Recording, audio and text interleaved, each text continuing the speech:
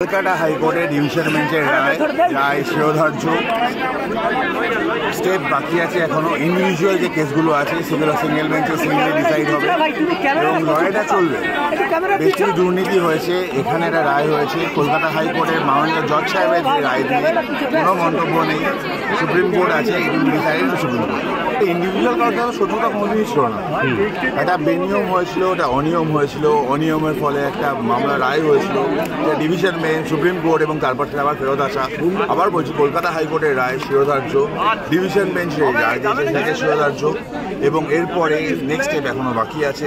আর individual যে কেসগুলো আছে, ইন্ডিভিজুয়াল কেসগুলো সিঙ্গেল বেঞ্চে আবার ডিসাইড করতে বলেছে।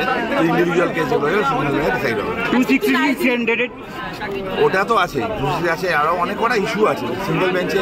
এখনো মোটামুটি প্রায় 20 থেকে 25,000 মানে ক্যান্ডিডেটের মামলা পেন্ডিং আছে, যারা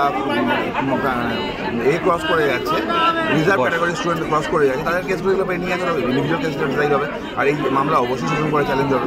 আবেদনকারী হিসেবে কি সুপ্রিম কোর্টে যাচ্ছে?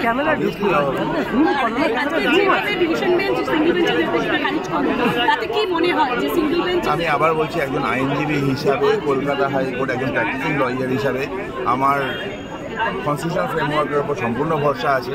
কলকাতা হাইকোর্ট যে রায় দিয়েছে, কলকাতা হাইকোর্টের রায়ের সম্পর্কে মানে উল্টোপাল্টা বলার কোনো অধিকার আমার নেই।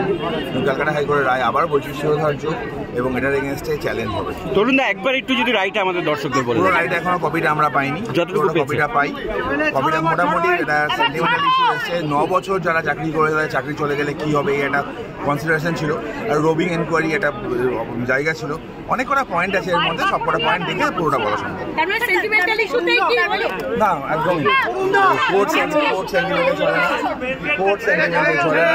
আমি আবার বলছি, পুরোটা দেখে অসংখ্য ধন্যবাদ।